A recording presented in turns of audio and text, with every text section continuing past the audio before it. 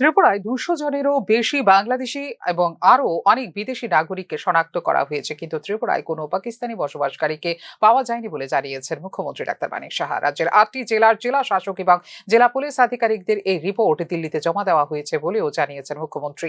স্বরাষ্ট্রমন্ত্রী আমাকে ফোন করেছিলেন।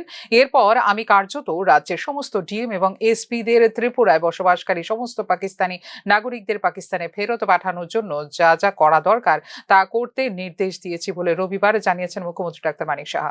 উল্লেখ করা যেতে পারে, রাজ্যে বসবাসকারী পাকিস্তানি নাগরিকদের চিহ্নিত করতে এবং তাদের দেশ ছেড়ে যাওয়ার জন্য অবিলম্বে ব্যবস্থা নিতে গত শুক্রবার সমস্ত রাজ্যের মুখ্যমন্ত্রীদের নির্দেশ দিয়েছিলেন কেন্দ্রীয় স্বরাষ্ট্রমন্ত্রী অমিত শাহ। এরপরে ত্রিপুরার 8টি জেলার জেলা শাসক ও জেলা পুলিশ আধিকারিকদের নিয়ে বৈঠক করেন মুখ্যমন্ত্রী ডাক্তার মানিক সাহা, যেখানে পাকিস্তানি নাগরিক চিহ্নিতকরণ এবং তাদের ক্ষেত্রে ব্যবস্থা নেবার নির্দেশ দেন মুখ্যমন্ত্রী।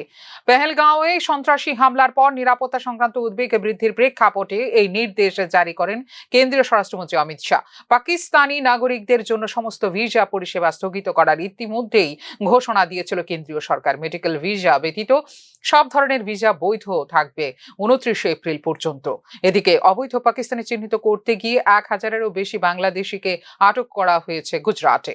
ফিউরো রিপোর্ট, নিউজ নাও।